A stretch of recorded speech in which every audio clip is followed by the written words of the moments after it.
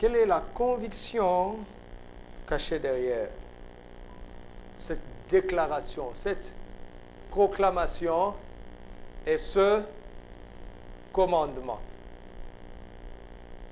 C'est sur cela que nous allons méditer. Commençons dans Colossiens chapitre 3, verset 17.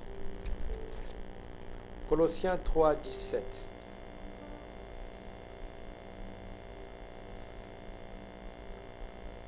Quoi que vous fassiez en parole ou en œuvre, arrêtons-nous d'abord là. Qu'est-ce que ça veut dire?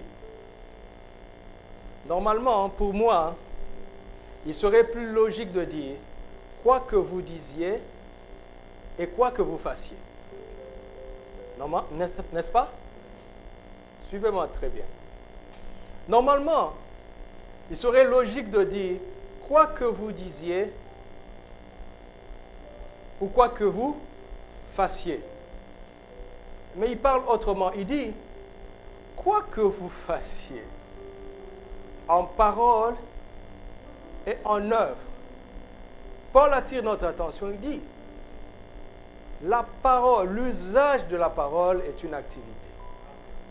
On peut faire en parlant ou bien on peut faire en agissant.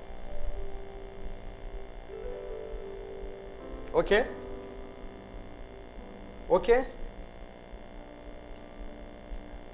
L'évangile me parle tellement que je ne sais plus comment parler avec force. Parce que je pleure de voir les choses qui nous échappent.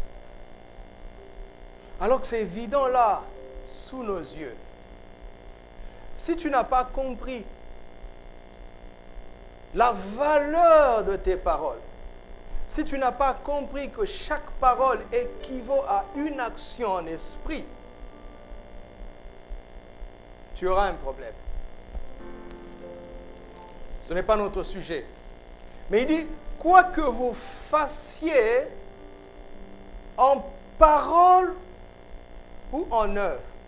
Alléluia.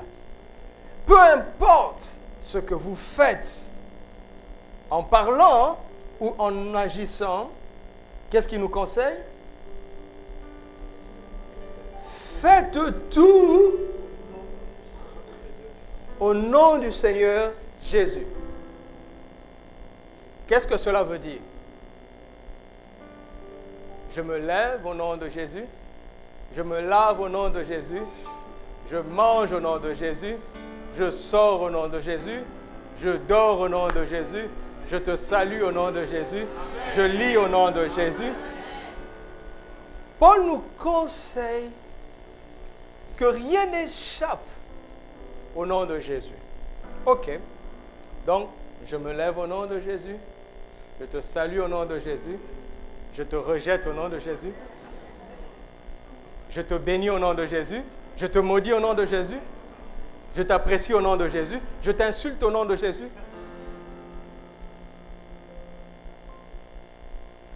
Maintenant, si je sais que je ne peux pas t'insulter au nom de Jésus,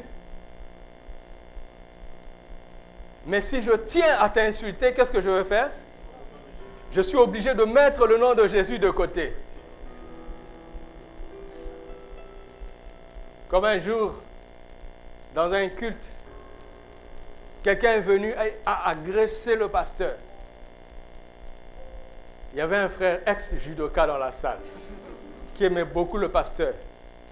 Il a dit, Saint-Esprit, attends-moi d'abord. Je dois défendre le pasteur.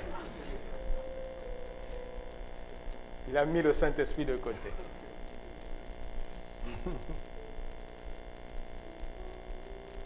Je dois tout faire au nom de Jésus. 2 Timothée 1. Mes amis, lisez le Nouveau Testament. Vous vous repentirez tout le temps. Tout l'orgueil, toute la fierté va tomber. Tout l'orgueil de votre connaissance va tomber si vous lisez surtout les recommandations pratiques des épîtres. 2 Timothée 2, verset 19, à la fin, il est dit ceci, quiconque prononce le nom du Seigneur, qui fasse quoi? Que tout le monde lise, la fin du verset 19. Quiconque prononce le nom du Seigneur. Ah, le message est fini. Au nom de Jésus, je t'ordonne. Oui, ça marche, ça marche. Mais attention, il y a des choses qui marchent après lesquelles vous avez des comptes à rendre dans la maison. Le nom de Jésus est très important. Tu peux l'utiliser dehors avec autorité et avec efficacité, mais crois-moi, quand tu rentreras dans ta chambre, tu trouveras le Saint-Esprit. Il te demandera des comptes.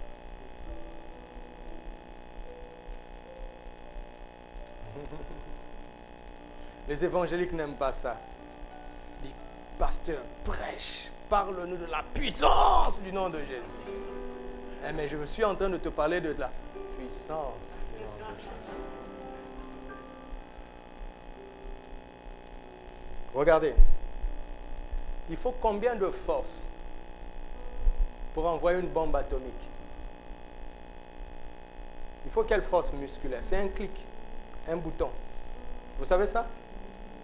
C'est un bouton sur la manette d'un avion ou bien quelque part et qui peut faire des dégâts irréversibles.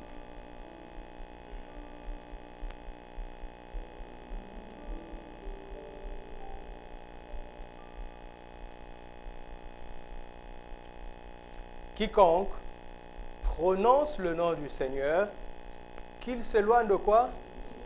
Ah, vous vous souvenez de ce passage dans Matthieu 7. Un jour, les gens diront au Seigneur, n'avons-nous pas prophétisé par ton nom? N'avons-nous pas chassé les démons par ton nom? N'avons-nous pas fait des miracles par ton nom? Donc, ils l'ont fait.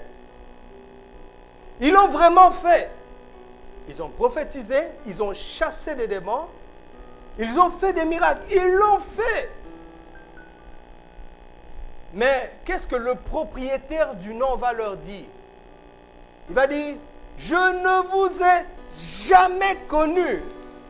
Retirez-vous de moi, vous tous qui commettez l'iniquité. Seigneur, ton nom a marché pourtant. Il dit oui. Si j'oublie ma clé et qu'elle tombe entre les mains d'un voleur, la clé de mon coffre-fort, là où il y a toute ma fortune, si le voleur va et qu'il tourne la clé dans mon coffre-fort, est-ce que le coffre-fort va refuser de s'ouvrir? Elle va s'ouvrir, n'est-ce pas? Le voleur se servira, mais il rendra des comptes à la police. Et pendant qu'il croupira à la prison, il maudira la clé, il lui dira, toi aussi, tu aurais dû ne pas marcher pour me protéger. Vous comprenez mon langage? Nous sommes en train de commencer à parler des choses dont nous devons mesurer les conséquences. Alléluia. Mon entrée dans l'exercice de la puissance m'a conditionné à être dans la crainte.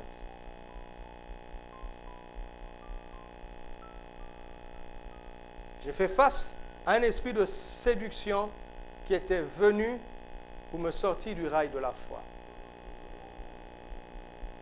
pour détruire le ministère que je portais, que j'ignorais moi-même.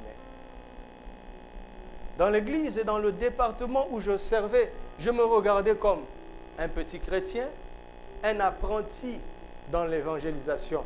Je ne savais pas que j'étais appelé au ministère de la parole. Je ne le savais pas. Mais le diable croyait en moi plus que je ne croyais en moi-même. Et il a envoyé une jeune fille me séduire. Et pendant que nous parlions, pour faire court, j'ai découvert qu'elle était envoyée par le diable. Et pour faire court, j'ai pris autorité, le démon s'est manifesté. Mais c'était dans le salon de mon père. Et à l'époque, mon père n'était pas encore dans la foi. Et j'avais beaucoup de conflits avec lui pour les choses de la foi. Et mon père avait reçu ses amis, des invités de marque. Ils étaient juste derrière le salon, dans la cour. Et là, le démon a commencé à s'agiter. Vous voyez le tableau? Je me suis dit, si ça éclate ici, mon père aura d'abord honte par rapport à ses invités de marque.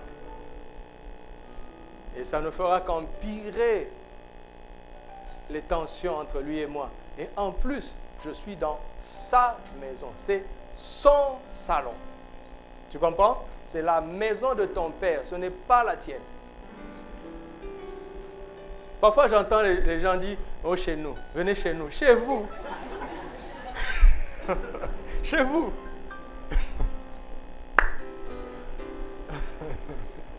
Chez vous. Hein? Vous avez cotisé. Donc, rapidement, je réfléchis comment je vais faire pour maîtriser la situation et chasser le démon quand même. Et la jeune fille a commencé à s'agiter,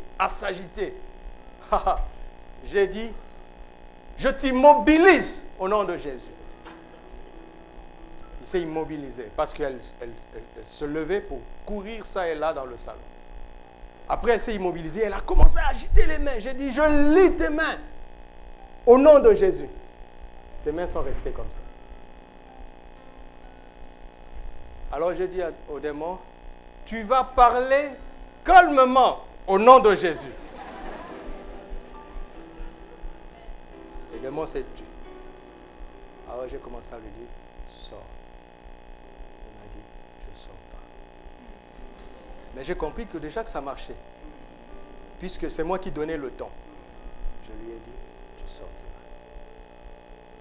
Il m'a dit, je ne sortirai pas. Je lui ai dit, tu vois, tu parles déjà doucement. Donc tu dois continuer d'obéir jusqu'à la fin. Mais la sorcellerie est différente de la possession démoniaque. Quand quelqu'un est possédé simplement, tu peux chercher le démon. Ton autorité et ta foi, dans le nom de Jésus suffit. Mais quand quelqu'un est sorcier, il est d'abord possédé, mais il est aussi pratiquant. On ne délivre pas quelqu'un de la sorcellerie. On aide un sorcier à renoncer à la sorcellerie. Vous comprenez? On peut chasser l'esprit d'impureté, mais on doit t'aider à renoncer à l'impudicité. Vous comprenez ça?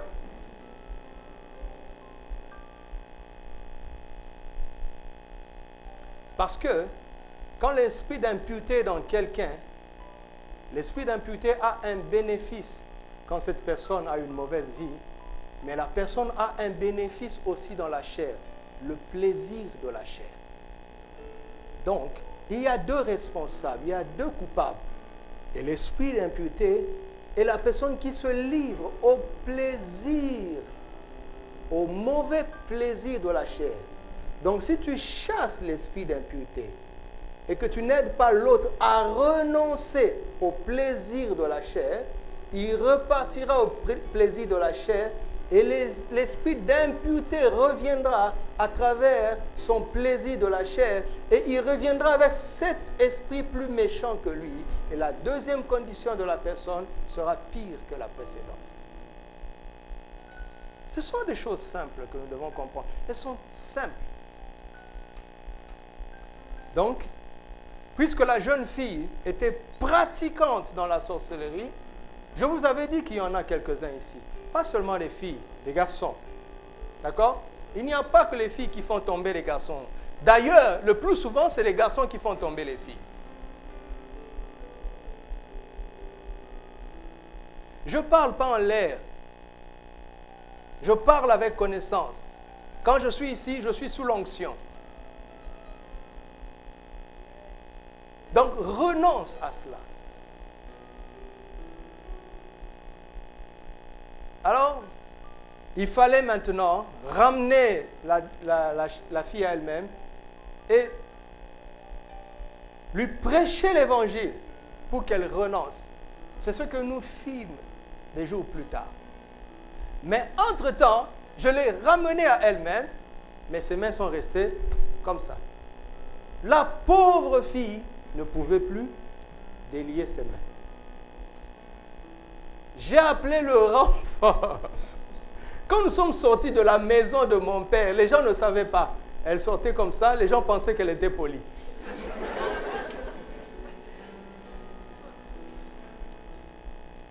J'ai appelé le renfort.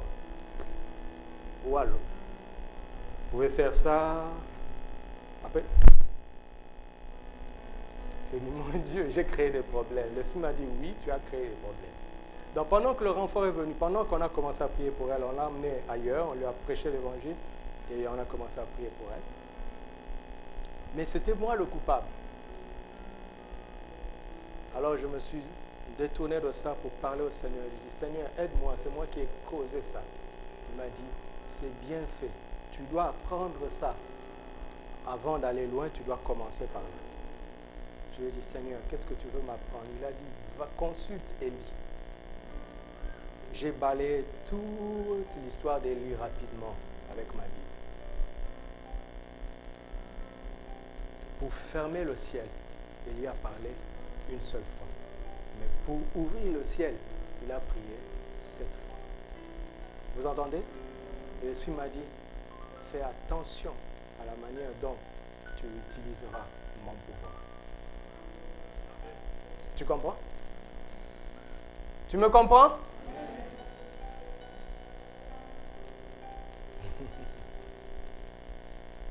Nous prêchons la prospérité. Mais nous devons savoir qu'il y a des dangers dans la prospérité. Dieu veut que nous soyons prospères. Nous devons le désirer tout en connaissant les dangers. Vous m'entendez? Je ne vous demande pas d'avoir peur de ça. Je vous demande de le désirer en âme et conscience de ces éventuels inconvénients. Ainsi, l'autorité du nom de Jésus est quelque chose que nous ne devons pas prendre à la légère. Quiconque prononce le nom du Seigneur Jésus, qu'il fasse quoi? Écoute, cela ne veut pas dire que si tu as commis une faute, le nom de Jésus n'a plus de pouvoir dans ta bouche. Le nom de Jésus pourrait toujours avoir le pouvoir dans ta bouche. Mais attention, attention, ça n'a rien à voir avec toi et moi. Ça a tout à voir avec le nom en lui-même. Alléluia. Tant que tu continues à croire au nom, en lui-même, le nom sera puissant. C'est ce que Pierre découvre dans Actes chapitre 3. Il dit, mais comment vous nous regardez?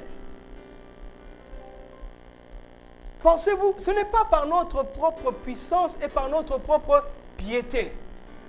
C'est la foi dans le nom de Jésus qui a fait ça. C'est le nom de Jésus qui a raffermi ce boîtier tel que vous le voyez. Le nom de Jésus à lui tout seul. Peut-être que nous avons le mérite de croire en ce nom-là, mais le fait de croire ne fait pas de nous des gens spéciaux.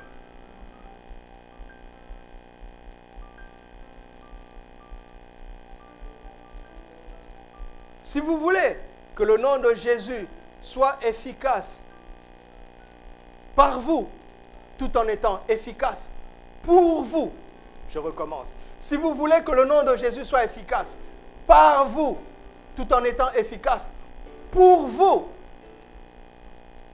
prononcez le nom de Jésus avec foi, tout en vous éloignant de l'iniquité.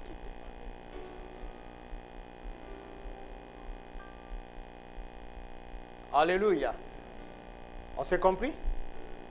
Est-ce qu'on s'est compris? Donc, quoi que nous fassions, en parole ou en œuvre, faisons tout, comment? Au nom de Jésus. Qu'est-ce que cela veut dire? Tout ce que je dois dire ou faire, Je dois réfléchir d'abord si je peux impliquer Jésus dans ce propos. Si je peux impliquer Jésus dans cette action. Si je ne peux pas, alors je ne le dis pas et je ne le fais pas. Alors si je peux, alors je le dis et je le fais en m'appuyant sur son pouvoir à lui. Et la vie devient simple. Et les résultats seront extraordinaires. Est-ce que vous me suivez? Quoi que vous fassiez, en parole ou en œuvre, faites-le, faisons-le au nom du Seigneur Jésus. Le nom du Seigneur Jésus n'est pas une simple formule de puissance. Le nom de Jésus représente toute sa personne. Le nom de Jésus représente toute la personnalité divine et toute l'institution divine. Alléluia. Savez-vous qu'aujourd'hui, vous pouvez dire Donald Trump pour parler de la personne, vous pouvez dire Donald Trump pour parler du président, donc de l'institution. Vous comprenez ça? Le nom engage et la personne et l'institution divine.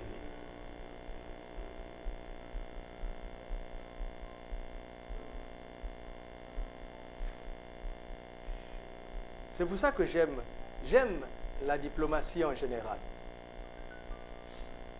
Quand l'ambassadeur est en fonction, quand le député est en fonction selon les constitutions, quand le président est en fonction, il jouit de l'immunité. C'est-à-dire, même s'il est pris en faute, on ne peut pas le juger pendant le temps de son mandat. Parce que la personne est en faute, mais elle est en même temps une institution. Si vous jugez la personne du président, vous êtes en train de mépriser l'institution présidentielle. Donc, à cause de cela, on fait fi de la personne pendant le temps de son mandat. À cause de la confusion entre la personne et l'institution, on prend la faute, on la met au congélateur pendant le temps du mandat. De sorte que le jour où il quittera l'institution, on aura affaire à la personne. Et le nom de Jésus représente une personne, mais le nom de Jésus représente aussi une institution.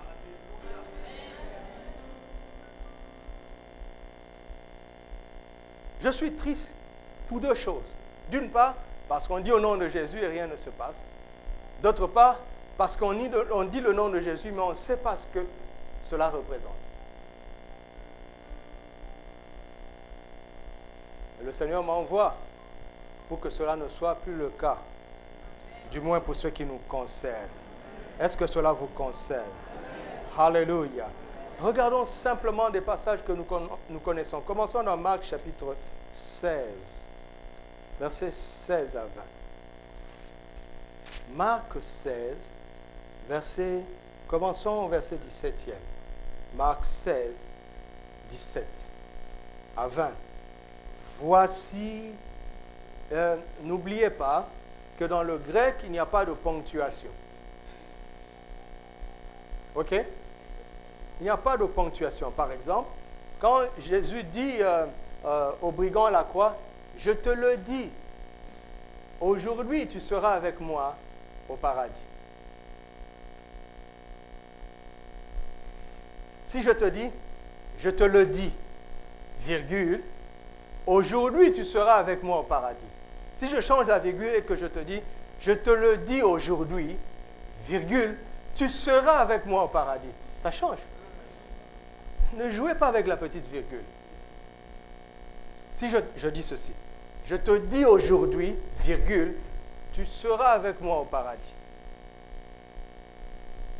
Qu'est-ce qui va se passer? Cela veut dire que tu es au moins certain que dans l'avenir tu seras au paradis, mais tu ne sais pas quand. Parce qu'il te l'a dit aujourd'hui. Mais si je te dis, je te le dis, virgule, aujourd'hui tu seras avec moi au paradis, donc tu es certain qu'aujourd'hui tu seras au paradis, alors vivement la mort. Pas pour toi, pour le brigand. Toi, tu dois vivre encore. Tu as des choses à faire pour le Seigneur.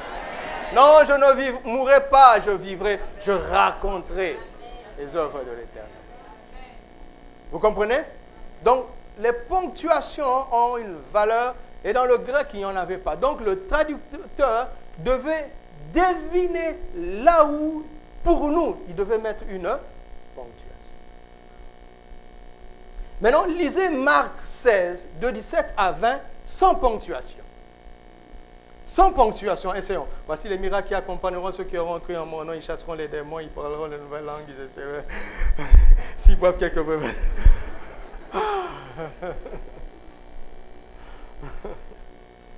Voici les miracles. Lisons-le d'abord tel que c'est écrit. Voici les miracles qui accompagneront ceux qui auront cru. 2 points. En mon nom, ils chasseront les démons.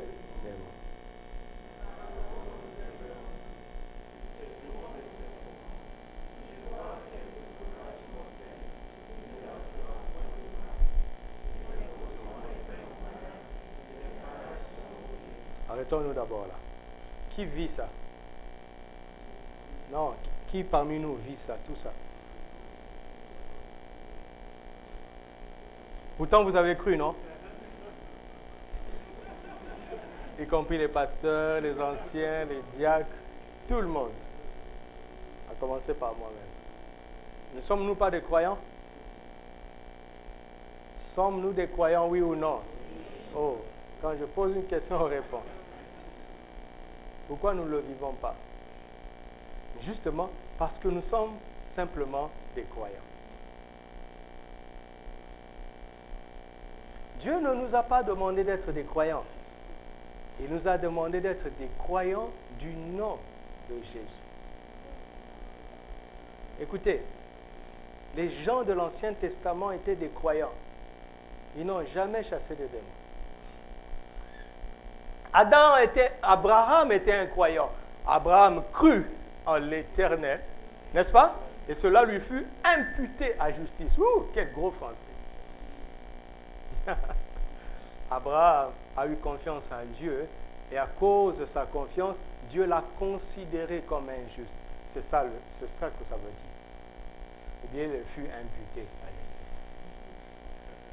Parfois on se cache derrière lui second pour justifier notre incrédulité. Maintenant là on a décortiqué. On va lire en français courant. Abraham a cru en l'Éternel. C'est pour ça qu'il n'a chassé aucun démon. Ça commence à devenir clair, non? Il ne pouvait pas. Les musulmans sont des croyants. Il n'y a que, c'est seulement Allah qui est Dieu et Mohammed son prophète. Mais ils ne peuvent rien contre les djinns. Pour ceux qui connaissent leur langage. Ils ne peuvent rien. Ils sont croyants en Allah et au prophète Mohammed. Mais ça change rien.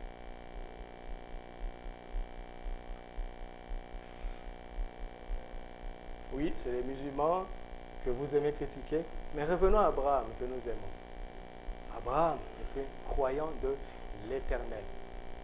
Il ne pouvait pas chasser les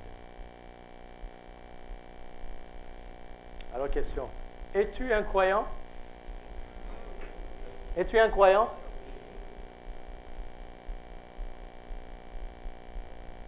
Maintenant, fais un pas de plus. Deviens un croyant du nom de Jésus. Vous comprenez?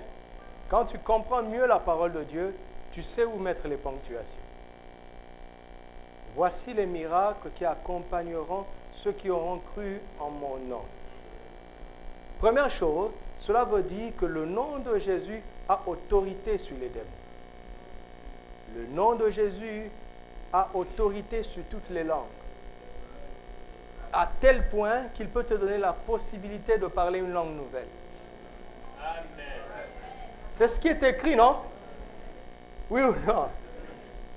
Un jour, j'ai eu un ami qui m'a accueilli au Burkina pour la première fois quand je suis allé pour rencontrer la famille celle qui était ma fiancée à l'époque et qui est la même, qui est mon épouse aujourd'hui. Heureusement pour moi.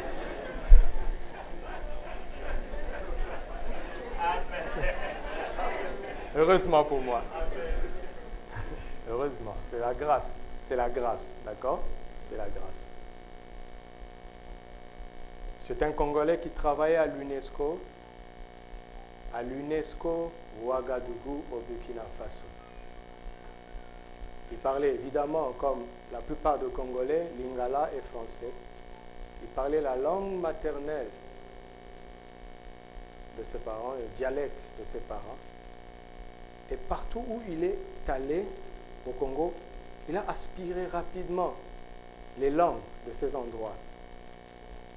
Et évidemment, dans le domaine des Nations Unies ou bien des multinationales, il faut être à l'aise en anglais. Il parle anglais comme un Américain. Et il se trouve que là où il était au Burkina, après une année, il devenait déjà à l'aise en moré.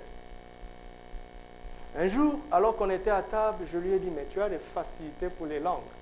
Il m'a regardé, il a souri. 2 soirs plus tard, au dîner, il m'a regardé encore. Il m'a dit, l'Esprit m'a dit de te dire quelque chose par rapport à ce que tu m'avais dit il y a deux jours. Je dis quoi? Il dit, tu as dit que j'avais une facilité de langue. L'Esprit m'a dit de te corriger. Je n'ai pas la facilité de langue. J'ai le don de diversité de langue. C'est la première fois de ma vie où j'ai trouvé quelqu'un qui parle de don de diversité de langue dans sa vie quotidienne en dehors du culte.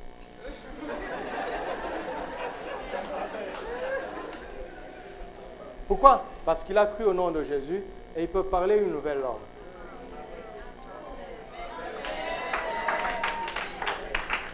Le nom de Jésus, donc, maintenant c'est beaucoup plus profond que ça. Le nom de Jésus a autorité sur toutes les cultures parce que la langue est le véhicule de la culture.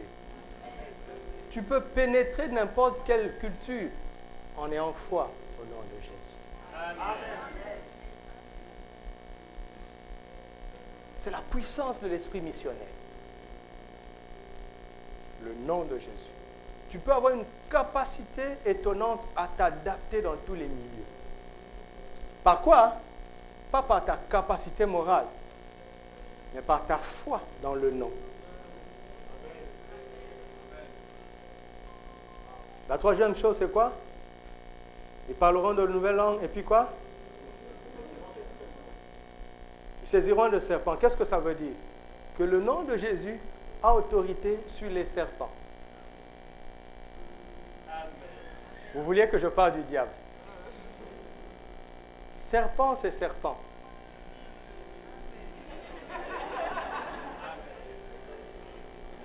Il dit cafard.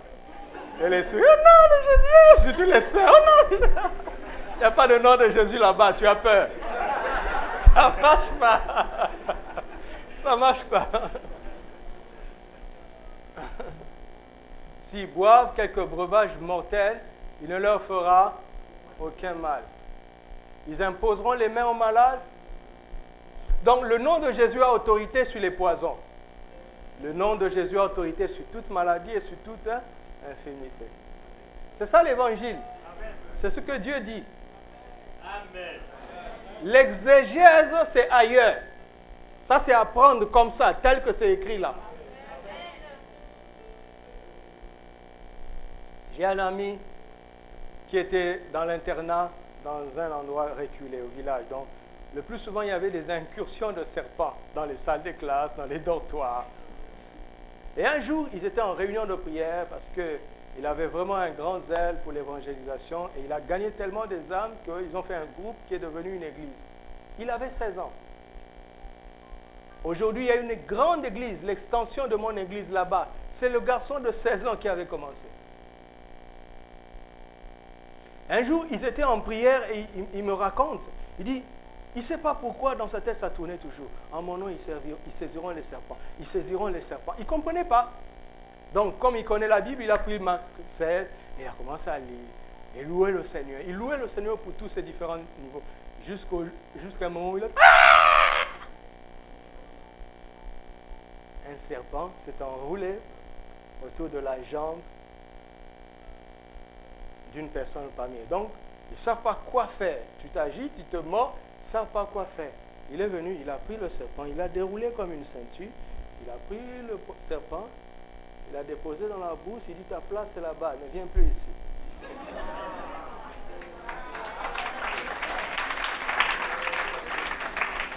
Quand il viendra ici, je lui dirai de témoigner de ça. Pour vous dire que ce n'est pas une anecdote, non, c'est un vécu de quelqu'un, pas de moi. Hein? Moi, je n'aime pas le serpent. Je préfère avoir au diable qu'au serpent lui-même. Je préfère le serpent ancien. Mais j'ai raison, non? Si tu as autorité sur les serpents anciens, tu as autorité sur les serpents nouveaux.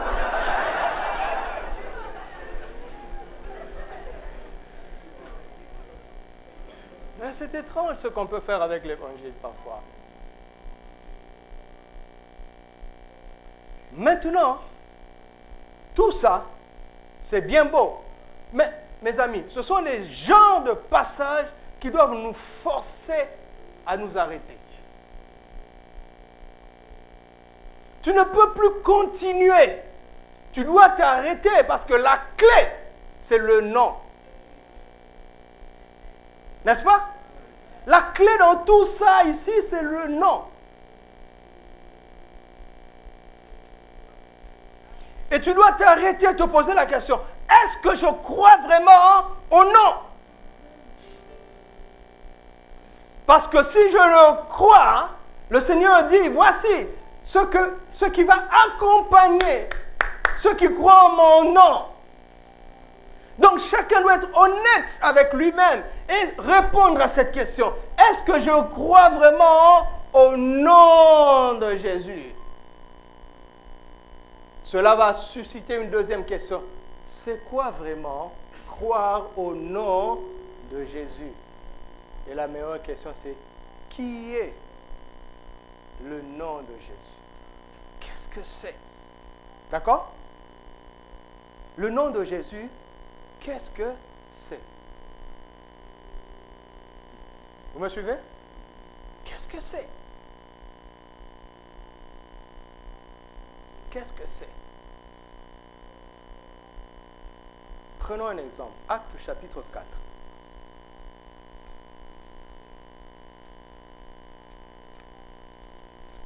J'ai bien dit que c'est un exemple. C'est-à-dire que cette même question, tu peux y répondre à partir d'autres versets. Par exemple, dans Matthieu 28, tout pouvoir m'a été donné dans les cieux et sur la terre. Donc, le nom de Jésus, c'est le nom dans lequel est contenu tout ce qu'on peut, tout ce qui existe comme pouvoir, dans le ciel et sur la terre. C'est comme un comprimé qui contient la toute-puissance.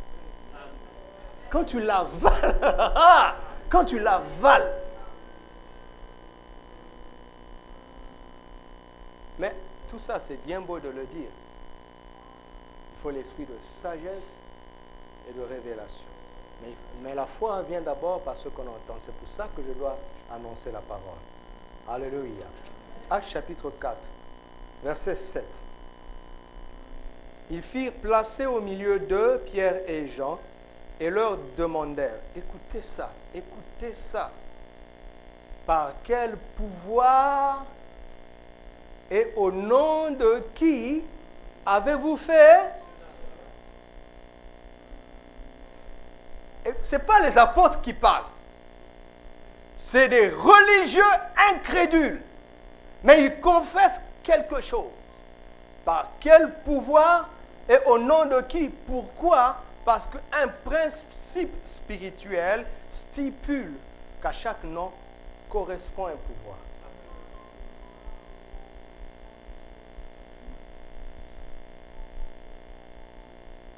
Donc, d'autre part, croire au nom de Jésus, c'est croire en un certain pouvoir.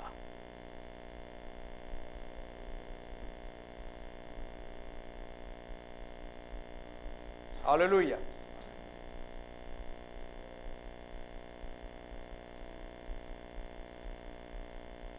Alors Pierre, rempli du Saint-Esprit, verset 8, leur dit, chef du peuple et ancien d'Israël, puisque nous sommes interrogés aujourd'hui sur un bienfait. Vous voyez l'humour?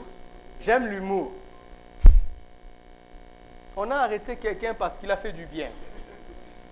Donc, il veut d'abord souligner ça pour les amener à réfléchir un peu.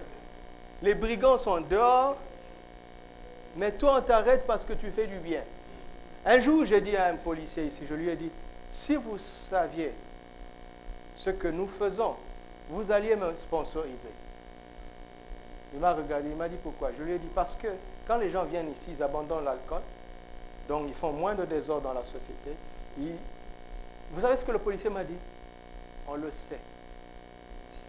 J'avais envie de lui dire, alors pourquoi vous ne me sponsorisez pas? Il m'a dit, on le sait. Vous vous rendez compte qu'ils le savent? Pourquoi ne nous sponsorisent-ils pas? Ça veut dire qu'il y a un esprit qui les contrôle. Parce qu'eux, ils trouvent qu'on fait du bien. Ils le savent. Ils le savent. À chaque fois qu'il y a une fête ici, les réveillons, que ce soit ici ou à Stade, ou même quand on a fait la sortie, les chauffeurs de bus ont dit aux organisateurs, la prochaine fois que vous aurez une sortie et que vous allez louer le bus chez nous, demandez notre nom, ils ont donné leur nom, demandez tel chauffeur. Depuis quand les gens sont contents de nous conduire? À un moment, j'étais assis quelque part et l'un des frères parmi les organisateurs, il lui a dit, oh oui, c'est lui le responsable. Le monsieur est venu me voir et dit, j'ai jamais vu des gens rire autant du début à la fin.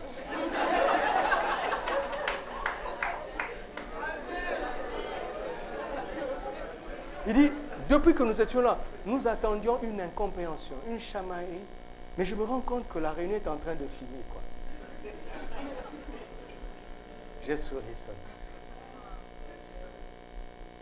Les policiers qui sont venus ici au réveillon, 0 goutte d'alcool. Les blacks réunis, 0 goutte d'alcool. Et en plus, on les sert à manger, on leur donne du thé, du café. Et ils m'ont dit, vous êtes fantastique. Ils m'ont dit ça. Bravo pour vous-même.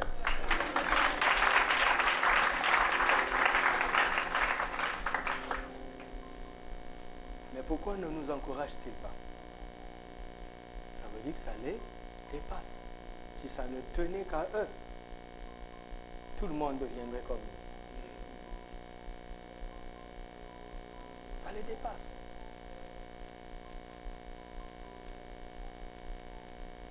Donc, puisque nous sommes interrogés au sujet d'un bienfait, c'est ça, hein?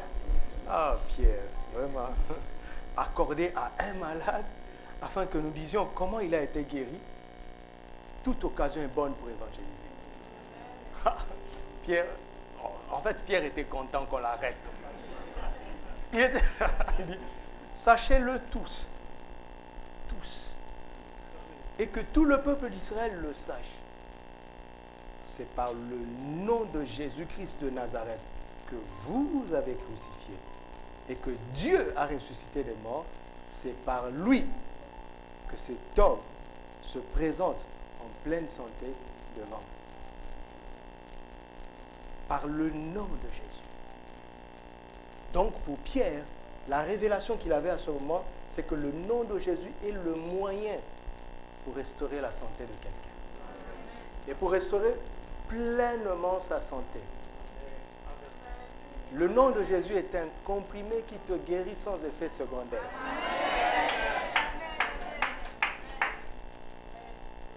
Et quand il te guérit, il te restaure pleinement, parfaitement.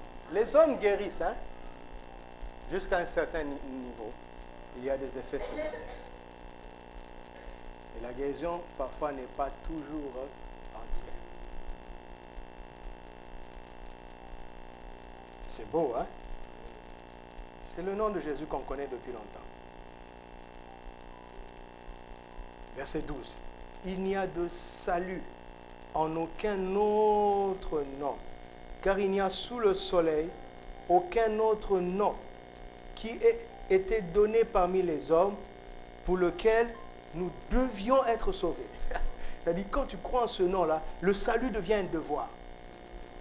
Ça devient un droit de ta part et un devoir pour l'adversaire. quand tu crois au nom de Jésus.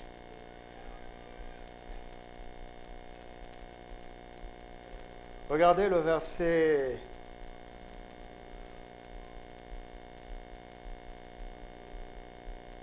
18. Et les ayant appelés, il leur défendit absolument de quoi? De parler? Vous avez vu ça? C'est la seule chose qu'il leur demande. Réfléchissez un peu. Réfléchissez. C'est comme si on est en train de leur dire, enseignez tout.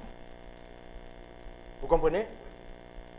Enseignez tout ce que vous voulez, sauf le nom de Jésus. N'y a-t-il pas des églises qui sont dans ce piège? N'y a-t-il pas des pasteurs qui sont dans ce piège? N'y a-t-il pas de chrétiens qui sont dans ce piège? Ils ont la Bible. Ils parlent de tout, sauf du nom de Jésus. Ils ne dérangent pas le clergé. Ils ne dérangent personne. Vous me suivez? C'est pour ça qu'ils font l'œcuménisme. Vous comprenez? Entente entre les fils d'Ismaël et les fils d'Isaac. Parce que le nom de Jésus est exclusif. Parce que quand tu mets le nom de Jésus là, il chasse les autres noms. Il n'y a de salut en aucun autre nom. Le nom de Jésus ne partage pas la gloire, il ne partage pas le pouvoir. Donc soit tu crois en ce nom et je te promets que tu auras des problèmes. Soit tu mets ce nom de côté, tu vis ta vie chrétienne sans le nom de Jésus et tu vas contenter tout le monde. Quelle folie! Vie chrétienne en dehors du nom de Jésus. Est-ce toujours une vie chrétienne? Vous pensez que l'esprit de persécution, les démons qui persécutaient l'Église au début ne sont plus là, ils sont distraits? Par exemple, dans le monde occidental, on dit il y a la liberté. Quelle liberté? Il y a un semblant de liberté. Le même esprit qui a agi en acte 4 est là-bas en France, sous une autre forme. On vous laisse soi-disant le droit de parler de tout. Mais quand vous amenez l'exclusivité du nom de Jésus, vous commencez à avoir des problèmes. Pourquoi? Parce que ce nom-là a confisqué tout le pouvoir. Si vous les installez quelque part, il va arrêter les puissants. Il va les immobiliser, les anéantir.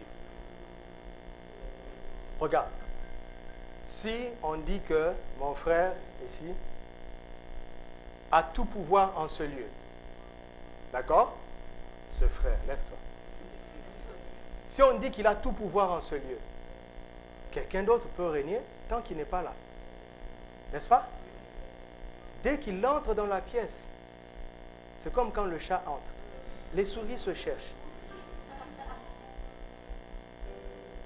Écoutez-moi, religieux traditionnel. C'est pour ça que je parle ainsi. Le diable ne veut pas que nous croyions au nom. Pourquoi? Parce que si nous croyons au nom quelque part, tous les chefs vont être chassés, expulsés, arrêtés, emprisonnés, anéantis, immobilisés, maîtrisés. Il sait ça. Tu as le choix.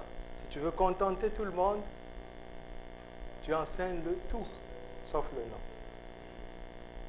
Si tu veux, comme moi, suivre l'exemple de Pierre, tu enseignes d'abord le nom. Et tu enseignes tout à travers le nom, à tes risques et périls. Mais en fait, il n'y a pas de péril. Il y a des risques, mais il n'y a pas de péril. Alléluia. C'est pour ça que j'ai cessé d'être un orateur. Je ne suis plus un orateur du tout. Je disais, Seigneur, comment c'est vraiment la seule instruction qu'on leur donne? Vous rendez-vous compte? On ne leur a pas dit arrêtez de faire des réunions. Écoutez-moi, ils ne leur ont même pas dit arrêtez de faire des miracles. Parce que Simon le magicien faisait des miracles. En un autre nom, ce n'est pas un problème. Quand on organise un cirque ici et qu'on appelle des magiciens, ce n'est pas un problème. Ce n'est pas un problème. Toutes les sectes qui sont ici, dans cette nation, qui ont le droit de faire des festivals, des événements publics avec autorisation, ce n'est pas un problème. Ce n'est pas un problème. Tant que vous le faites en un autre nom, ce n'est pas un problème. On ne leur interdit pas de faire de miracles. Une seule instruction, une seule interdiction, n'enseignez plus, ne parlez plus en ce nom. Qu'est-ce que ça veut dire? N'est-ce pas le diable qui parle? Non? Parce que le diable ne craint qu'un seul nom. Agitez-vous comme vous voulez. Il dit, je vais vous avoir. Regardez Abraham. Abraham a commencé par la foi. Il s'est agité comme il veut. Le diable sait où la voir. Famine en Égypte. Famine là où il était. Le gars descend en Égypte. Et il livre sa femme. Dieu le sauve. Mais le diable dit à Dieu, mais entre nous, il y a quand même un mensonge à son crédit. Mettez-vous à la place de Sarah. Quel genre de mari elle avait?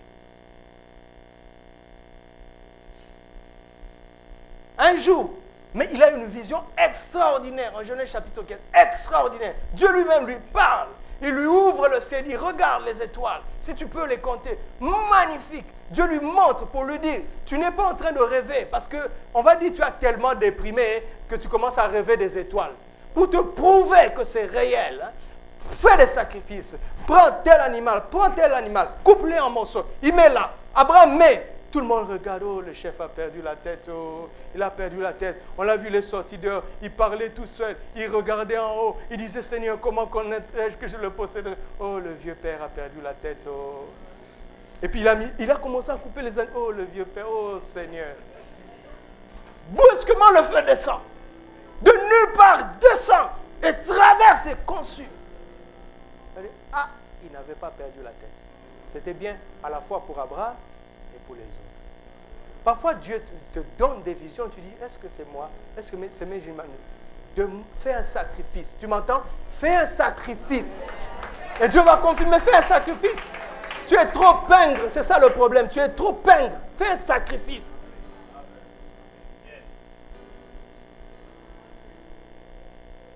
Fais un sacrifice dans la maison de Dieu. Fais un sacrifice. Et il va confirmer si cette vision vient de lui ou pas. Tout était OK. L'homme de Dieu rentre dans sa maison. Sa femme dit, bon chérie, tu sais, ça fait longtemps quand même qu'on attend. Tu sais, il y a une servante là à gare. Tu peux aller avec elle. Les traditions du village, là où nous sommes, stipulent que si ma servante accouche sur mes jambes, l'enfant est considéré comme le mien. L'homme de Dieu a quitté la parole pour basculer dans les traditions de la région. Il est devenu polygame. Dites-moi, est-ce que une telle servante va respecter ta femme? Hein? Je vous parle, écoute mon frère, tu es marié. Tu vas faire la cour à une seule. Est-ce qu'elle va encore respecter ta femme? Ce n'est pas étonnant qu'Agar, plus tard, s'est moqué de Sarah. Le diable a eu Abraham. Qui est-ce que le diable n'a pas eu dans le passé?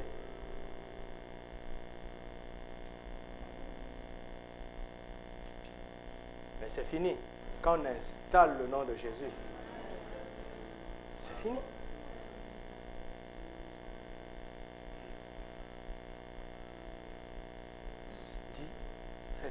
Écoute Pierre, faites tout ce que vous voulez, d'accord? Mais n'enseignez pas en ce nom. Tu dois réfléchir. Quand tu sors de là, tu dois comprendre que c'est là où il faut mettre le paquet.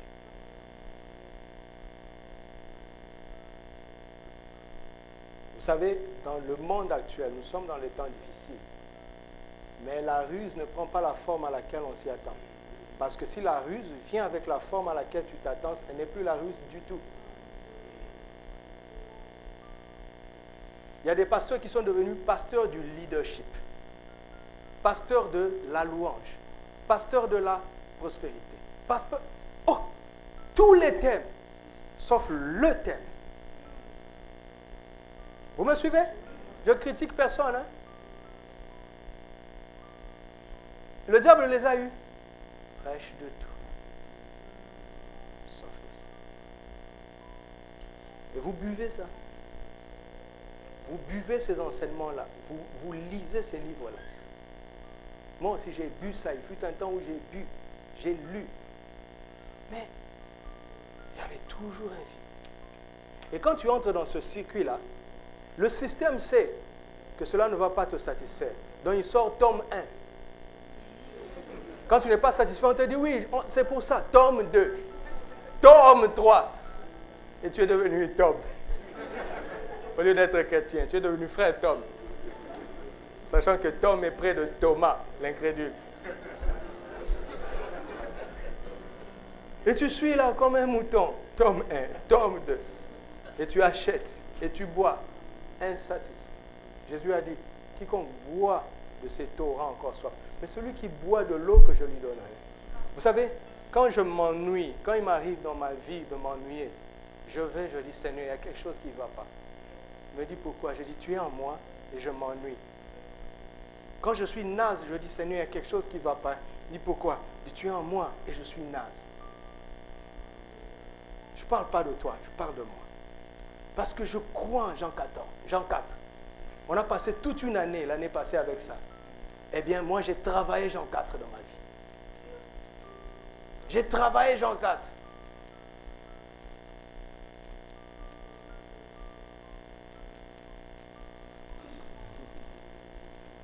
Alléluia.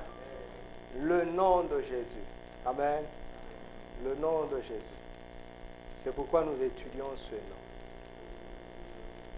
C'est pour ça que nous enseignons ce nom. C'est pour ça que nous méditons sur ce nom. C'est pour ça que nous servons ce nom. Nous louons ce nom. Alléluia.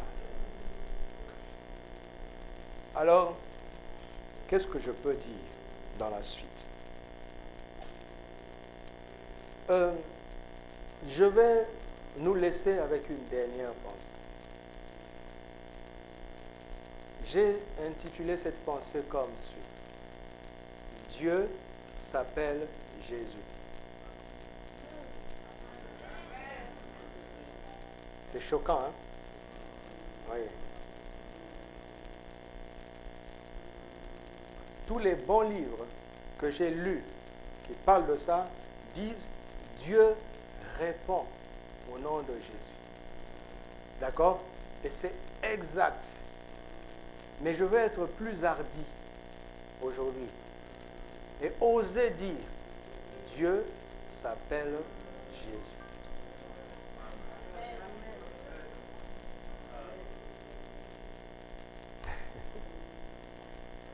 Le Dieu d'Israël, le seul vrai Dieu, d'accord? Le Dieu d'Abraham, d'Isaac et de Jacob s'appelle Jésus.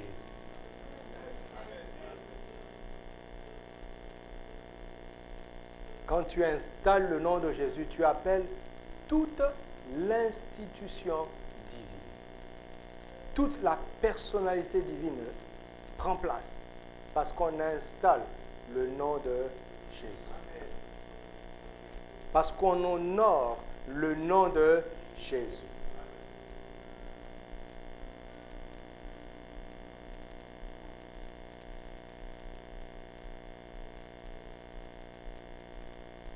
Et c'est étonnant quand nous lisons Marc 16. Comment ça termine? Marc 16, 20. Matthieu 28, 20. C'est facile, hein? 20, 20. Le tout dernier verset de Matthieu, le tout dernier verset de Marc parle de la présence de Jésus. Comment? À travers son nom et à travers sa parole. Quand vous dites le nom de Jésus, vous attirez sa présence manifeste et son pouvoir. Alléluia. Je parle ainsi pourquoi?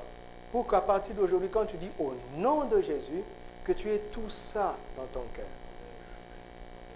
Sinon, il n'y aura pas de puissance qui accompagnera. Alléluia. Il dit, voici, je suis avec vous tous les jours jusqu'à la fin.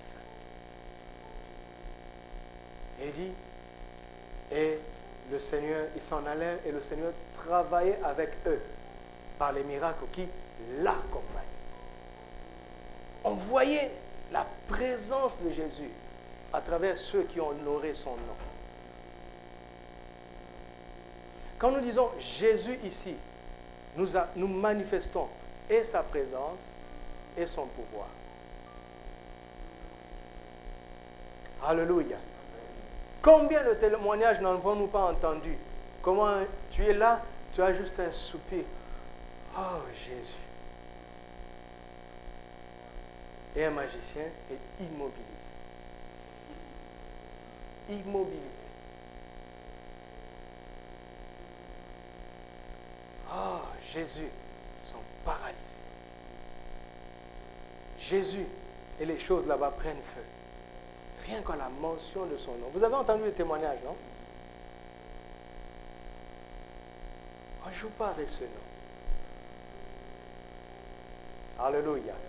Alors voici ce que je veux vous montrer. Dans Matthieu 28, vous le savez, il dit, baptisez-les au nom singulier du Père, du Fils et du Saint-Esprit. Donc, le nom de Jésus est le nom du Père, le nom de Jésus est le nom du Fils, le nom de Jésus est le nom du Saint-Esprit. Quand on dit Jésus, le Fils est engagé, le Père est engagé, le Saint-Esprit est engagé. Alléluia. Alléluia. Commençons par le Fils. Vous pouvez encore me suivre une dizaine de minutes? Commençons par le Fils, d'accord? On va voir ça avec le Père, le Fils et le Saint-Esprit, mais commençons par le Fils. Proverbe 30, verset 4. D'où vient le nom de Jésus? Ok? Ok? On fait quelque chose de très simple. Mais en fait, d'où vient ce nom? Pourquoi on t'appelle Chimène? Certainement que ton père a aimé le livre de Corneille. N'est-ce pas? Ah ben oui. Où est-ce qu'un Congolais va prendre le nom de Chimène? À Hourigba, il y a un frère qui s'appelle Tichik. Comment ça on peut appeler quelqu'un Tichik? Son père est chrétien. D'accord? Chaque nom a une histoire. Pourquoi on t'appelle comme ça? Mardoché. On t'appelle Mardoché? Ou Goliath?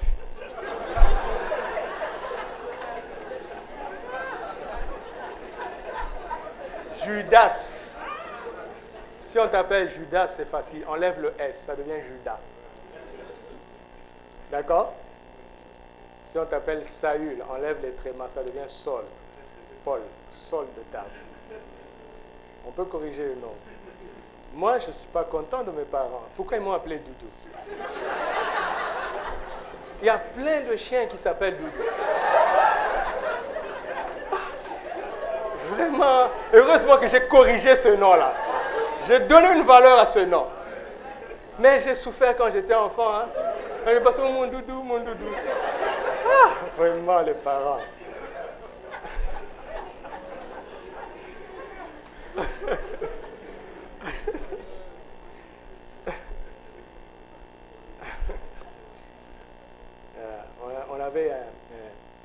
Je connus un frère qui se disait vraiment chrétien. Jusqu'à ce qu'une fille se retrouve enceinte de lui sans qu'il ne se marie. Bon, sa chrétienté était mise entre guillemets. Mais lui-même, il a confirmé sa vraie chrétienté. Quand la fille est née, il l'a appelée Rihanna. Je lui ai dit, là vraiment, tu as monté ton identité.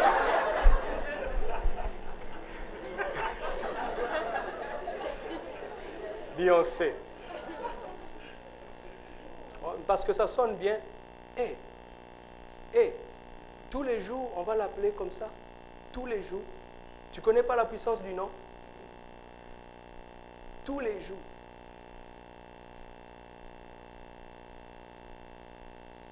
Tu prends le nom d'une sataniste, tu donnes à ton enfant. Et on va confesser ça sur lui tous les jours.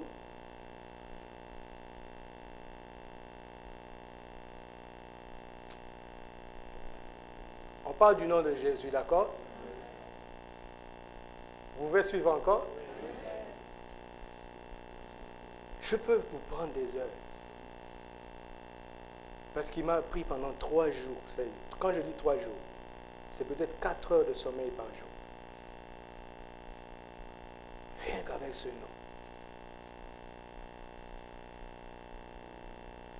C'est normal que ça pèse lourd, puisque tous les pouvoirs sont dans ce nom-là. Ça doit peser lourd. Ce n'est pas de la blague. D'où vient ce nom? Proverbe 30, verset 4. Il dit, qui est monté aux cieux et qui en est descendu? Qui a recueilli le vent dans ses mains? Qui a serré les eaux dans son vêtement? Qui a fait paraître les extrémités de la terre? Quel est son nom et quel est le nom de son fils? On parle d'une personnalité extraordinaire ici, n'est-ce pas? Qui ne peut être que Dieu, n'est-ce pas? Le créateur de l'univers, n'est-ce pas? Et on dit, mais est-ce que vous connaissez le nom du créateur de l'univers? Est-ce que vous connaissez le nom de son fils?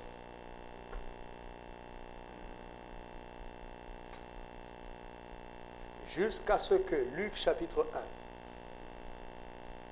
ceci va nous aider à apprécier le fait que nous sommes de la nouvelle alliance. Alléluia.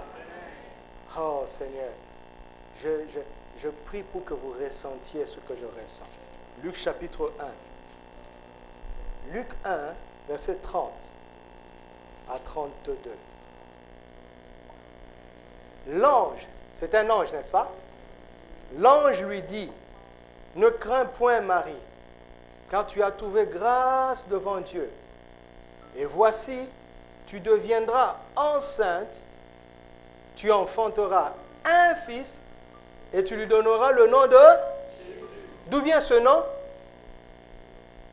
Ce nom vient de l'ange, cela vient du ciel. Ce nom vient de celui qui a envoyé l'ange. Suivez-moi très bien. N'est-ce pas? Ce nom vient de qui? De celui qui a envoyé l'ange. Marie, je sais que là où tu es là, tu as un petit nom qui est quelque part dans ton cœur. Tu dis, mon fils s'appellera comme ça. Je pense que Marie rêvait d'un nom qu'elle proposerait à son futur mari. N'est-ce pas? Mais là, on ne lui laisse pas le choix. Et c'est un enfant qui vient miraculeusement. D'accord? Matthieu chapitre 1er. Oh Seigneur, aide-nous.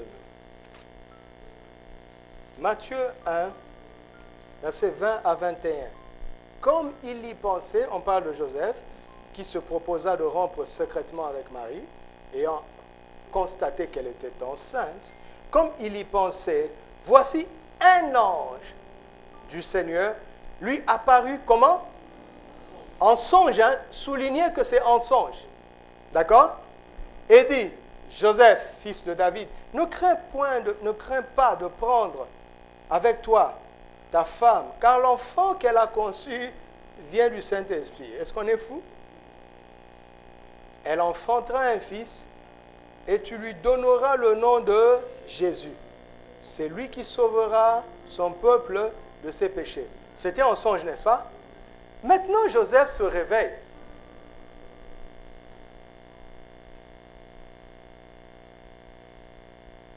Et dans la suite, vous savez qu'il a pris Marie avec elle. Regarde, mon frère, vous êtes fiancé. Tu ne l'as jamais touchée. Et elle est enceinte. Mais tu as trahi. Forcément, n'est-ce pas?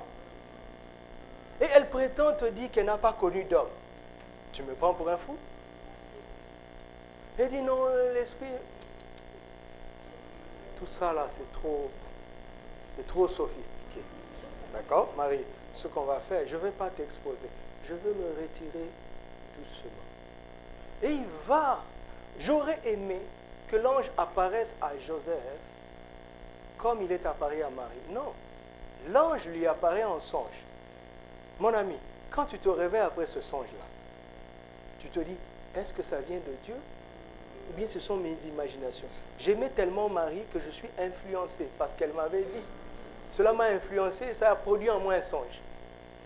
Si tu vas te demander conseil à un ami, l'ami va te dire, mon ami, toi aussi. Tu es influencé, tu as encore des sentiments. Mais écoute, souffre. Elle ne te mérite pas. Une telle femme ne te mérite. Je comprends que tu en souffres. Mais elle ne te mérite pas, mon ami, toi aussi. Tu as dit que c'était en songe. Est-ce que tu as vu l'ange? Oh non, je l'ai vu en songe. Alors si tu es à la place de Joseph, qu'est-ce que tu vas faire? Tu reviens, tu dis, Marie, viens. Raconte-moi un peu l'histoire. Marie a dit, chérie, pas chérie, raconte seulement l'histoire. Elle est chérie. Marie dit, bon, en fait, voici ce qui s'est passé tout ça. L'ange, hein, oui. Et le Saint-Esprit, oui. C'était passé comment? Mais l'ombre est venue sur moi. Et voilà. Elle dit, bon, dis-moi, est-ce que l'ange avait parlé d'un nom?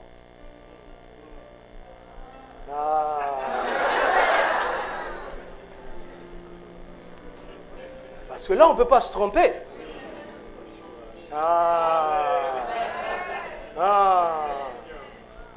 Marie dit Jésus, mais Joseph dit c'est exactement le nom commandé.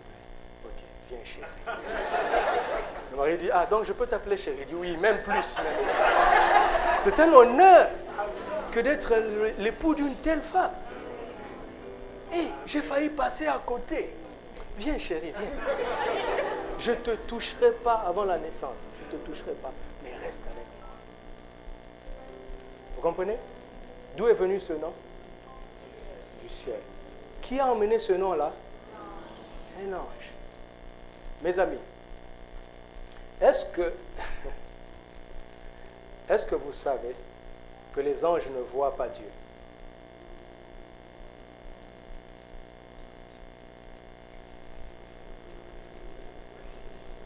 Tout le monde dit ici tout le monde ici pense que les anges se délectent de la vision de Dieu, nuit et jour.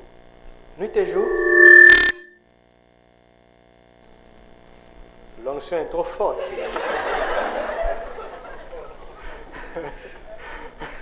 C'est intéressant, hein?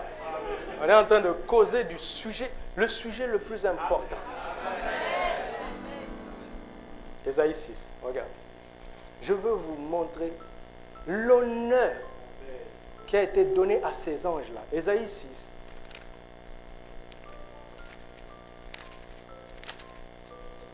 À partir du verset 1. L'année de la mort du roi Osias, je vis le Seigneur assis sur un trône très élevé, et les pans de sa robe remplissaient le temple. Qui a vu? Qui a vu? Ésaïe.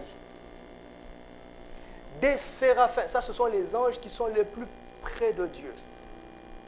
Les anges de la catégorie la plus élevée. Vous entendez? Après les chérubins. Des séraphins. Dans l'école de l'esprit de mercredi, j'ai un chapitre sur les anges. Mais il faut toujours parler du Saint-Esprit avant les anges. Donc on les met de côté d'abord. Quand on aura avancé avec le Saint-Esprit, pas quand on aura fini, on ne peut pas finir avec lui, mais quand on aura avancé, on parlera des anges. Les anges sont organisés, hiérarchisés. Et c'est dans la Bible. Il n'y a pas de spéculation à faire. Nous allons parler que de ce qui est écrit. Pas de vision que les gens ont vues. C'est peut-être pas faux, mais une vision ne doit pas être la base d'un enseignement. Parce qu'à chaque fois que tu vois une partie. Tu ne vois pas tout. Alors, verset 2. Des séraphins se tenaient au-dessus de lui. Et ils avaient combien? Chacun combien? Ces ailes servaient à quoi? Deux dont ils? Comment est-ce qu'ils peuvent voir? Le reste, c'est à vous. Ils ne peuvent pas observer la majesté de la sainteté de Dieu. Et ils crient Saint, Saint, Saint. Ils n'osent pas regarder. Vous comprenez le jour où dans Marc 1, quand on dit les anges sont venus servir Jésus. Dans le désert, après 40 jours de tentation, quand ils sont venus le servir, mais c'était l'occasion rêvée, donnée à cet ange de voir l'Éternel. Alléluia! C'est pour ça qu'ils s'empressent de nous servir, parce que leur Seigneur habite ici. Et qu'il a déclaré que nous sommes ses enfants. Mais il tremble. Tu as beau être roi. Si tu es un enfant de 2 ans, tu dis c'est mon fils. Ton garde du corps tremble devant lui, n'est-ce pas? Ne désire pas voir les anges. C'est l'inverse. C'est les anges qui sont honorés de te regarder. C'est l'inverse.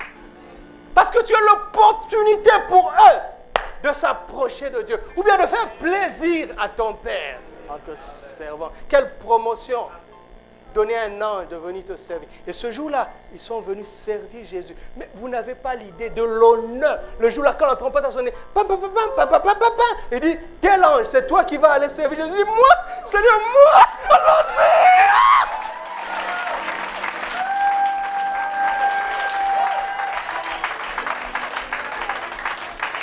Gethsémane, Jésus était dans l'agonie. Et on dit, un ange vint le soutenir. Soutenir le Tout-Puissant. Quel privilège. C'est comme quand ton papa est en fin de vie et qu'il est faible. Il dit, fils, aide-moi. Quoi? Aider celui qui t'a donné la vie. N'est-ce pas un honneur? Fils, aide-moi. Papa, que je t'aide. Le mot est mal placé. Le mot est mal placé, dit fils. Laisse, aide-moi. Mais tu le fais avec empressement. Vous sentez l'onction? Et quel gâchis.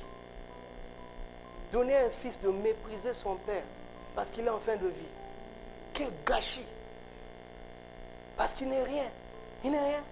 Même si ton père t'avait abandonné, qu'il n'avait rien fait, et il est faible, tu commences à lui dire, maintenant, comment tu es venu sur terre?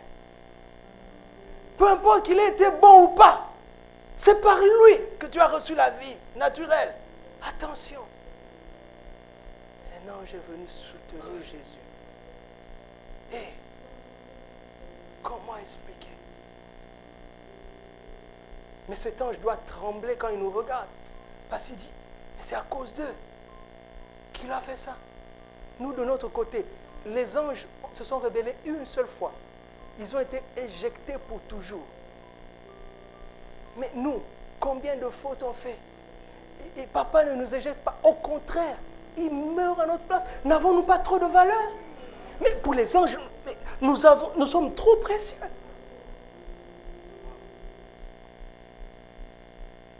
Vous savez quoi?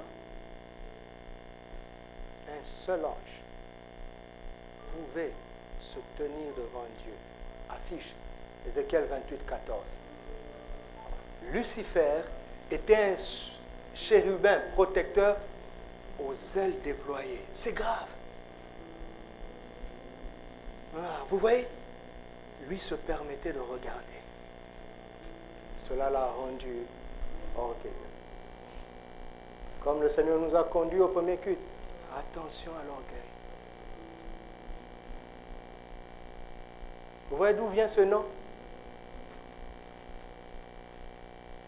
C'était un tel privilège pour cet ange que de venir dire à Marie, tu sais, son nom c'est, il s'appellera Jésus. Une dame a eu des visitations d'anges de manière extraordinaire. Parce qu'elle était dans un combat tellement difficile et Jésus est venu la sauver. Mais elle détenait tellement des secrets du monde des ténèbres qu'il y a eu un combat autour d'elle gravissime. Et tous les jours, Dieu a envoyé le protéger. Il y avait des anges. Malheureusement, son livre a créé une chrétienté bizarre. à partir de son expérience.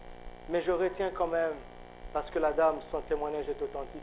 Elle dit, à chaque fois qu'un ange lui parlait de Jésus, il baissait la tête.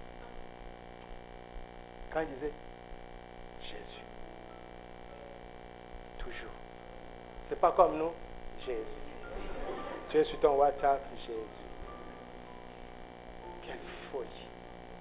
Quelle folie des gens à l'église aujourd'hui.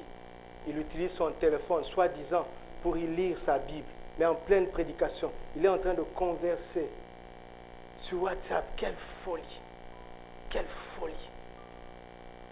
Jésus est banalisé.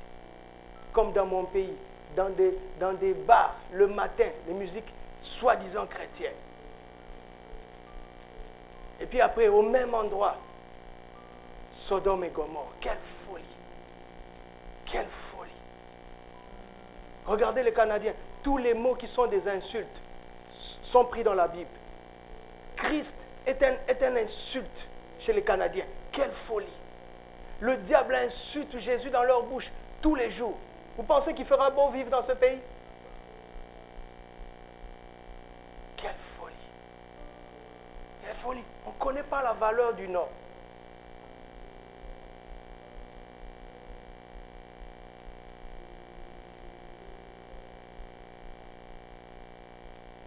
Ce nom vient du ciel. Alléluia.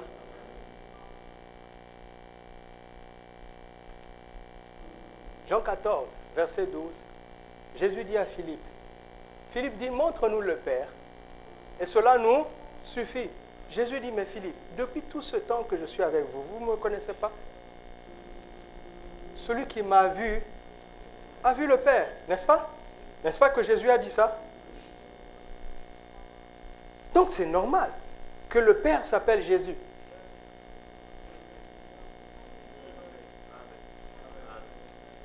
Je vais m'arrêter ici en vous laissant avec un passage. Allons dans Zacharie. Zacharie 12. Et on va s'arrêter ici. Zacharie, c'est l'avant-dernier livre de l'Ancien Testament, juste avant Matthieu, avant Malachie, Matthieu. C'est comme ça, comme je dis aux étudiants, les jeunes, avec qui on passe de bons moments les jeudis. Il faut avoir des repères. Job, c'est juste avant Psaume. Des choses comme ça, il faut fixer des choses pour te faciliter un peu la tâche. Comme quand on va dans une adresse nouvelle, on fixe des repères. Faites ça avec la parole de Dieu. Alléluia. Zacharie 12, verset 10. Regardez. Alors, je répandrai sur la maison. Vous êtes en train de suivre? Je m'arrête ici. Je répandrai sur la maison de David et sur les habitants de Jérusalem un esprit de grâce et de supplication. Qui parle ici? Qui parle? L'Éternel, n'est-ce pas? Ils tourneront les regards vers qui? Moi. Moi, l'Éternel. Qu'ils ont... Oh, arrêtons-nous d'abord là-bas. D'accord? Qui a été percé pour nos péchés? Ah donc, qui parle ici? Ah non, c'est l'Éternel. Regardez, ce n'est pas fini. Ils tourneront les regards vers moi qu'ils ont percé. Donc, automatiquement, mon cerveau dit c'est Jésus, le Fils.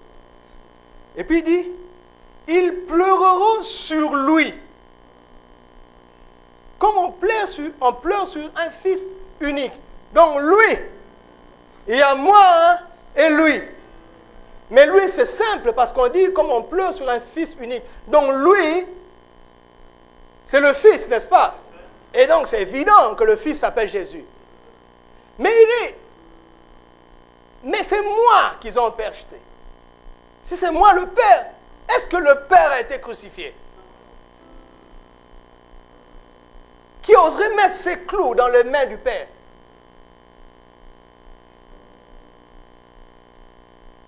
Ils pleureront amèrement sur lui, comme on pleure sur un premier-né. Je reste là, je dis, Seigneur, je ne comprends plus rien. Vous savez ce qu'il m'a dit? Hein? Vous voulez que je vous dise? Je ne vous dirai pas. Allez prier aussi vous-même. C'est trop facile pour vous. Il m'a dit ça, c'est ce que j'ai montré à Zacharie. J'ai quelque chose à montrer à l'église. J'ai dit, ok, allons-y. Il dit, allons-y. Éphésiens 1.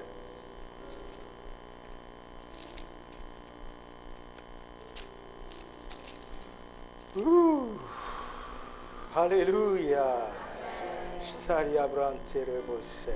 C'est comme ça que je me recharge. Verset 15. C'est pourquoi moi aussi, ayant entendu parler de votre foi, à qui?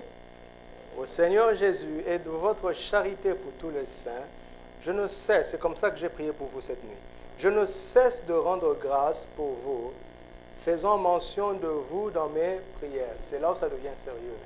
C'est là où le ministère qui a été exercé sur Zacharie va s'exercer sur nous, à travers Éphésiens 1. Verset 17. Regardez attentivement. Afin que le Dieu de notre Seigneur Jésus, le sujet ici, ce n'est pas le Seigneur Jésus. Vous me suivez? Le sujet ici, mes amis, c'est sérieux. Ce n'est pas le Seigneur Jésus, mais le Dieu de notre Seigneur Jésus. Et qui est-il? Il est le Père de gloire. Est-ce que je comprends bien? Le Dieu de notre Seigneur Jésus, le Père de gloire, vous donne. Qui va donner? Qui va donner? Le Père, n'est-ce pas?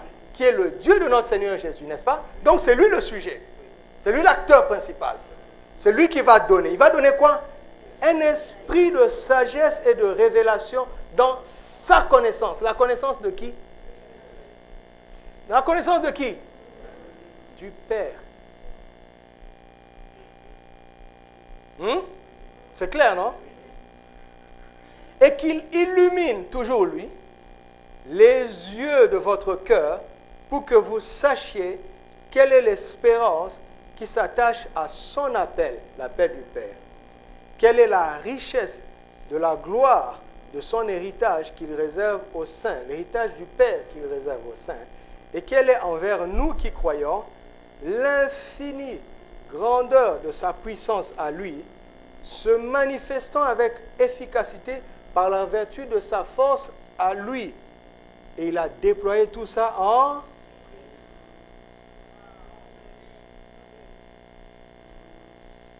C'est pour ça que Jésus dit, écoute, si tu m'as vu, tu as vu le Père. Ou si tu as vu le Père, tu m'as vu. Parce que tout ce que le Père est a été transféré dans le Fils.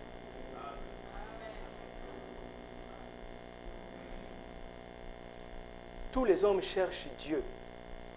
Dieu ne s'appelle pas Allah, il s'appelle Jésus.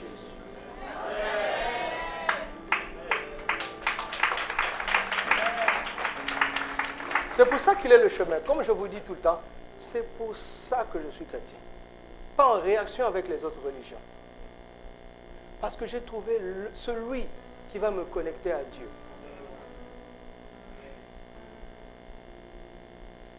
Donc, cela veut dire que quand je dis au nom de Jésus, en fait, c'est comme si je suis en train de dire au nom de Dieu.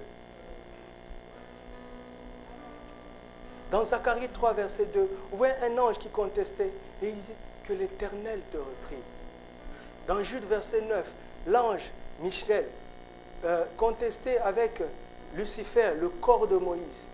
Et l'ange ne pouvait dire que l'Éternel te réprime. Que l'Éternel te réprime.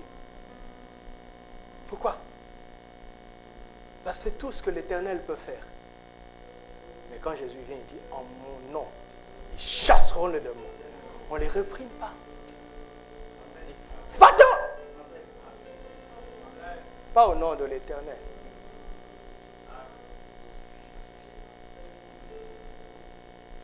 David a vaincu Goliath, le Philistin, avec le nom de l'Éternel des armées. Mais les Philistins sont revenus.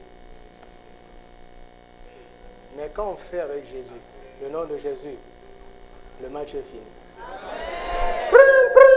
Fin du match. Que ce soit la fin du match, que ce soit la fin de vos combats maintenant au nom de Jésus. Que ce soit, je déclare la fin de vos combats au nom de Jésus. Je déclare la fin de vos combats au nom de Jésus. Je déclare la fin de vos combats. Au nom de Jésus, je déclare la fin de vos combats. Au nom de Jésus, je déclare la fin de vos combats. Au nom de Jésus. Au nom de Jésus. Alléluia. Père, nous avons pris du temps pour ce sujet que craint Satan. Le nom de Jésus. Je prie que cette révélation qui ne fait que commencer et qui est venue comme une semence dans nos cœurs grandisse et porte beaucoup de fruits. Et que tous les fruits de Marc 16 et de Matthieu 28 et d'Éphésiens 1 deviennent notre partage de manière manifeste. Et j'ai ainsi demandé au nom de Jésus. Je bénis ce peuple, je bénis ta parole sur leur cœur et je prie que tous nous nous montrions fidèles envers ta précieuse parole. Merci Père, au nom de Jésus. Amen. Que le Seigneur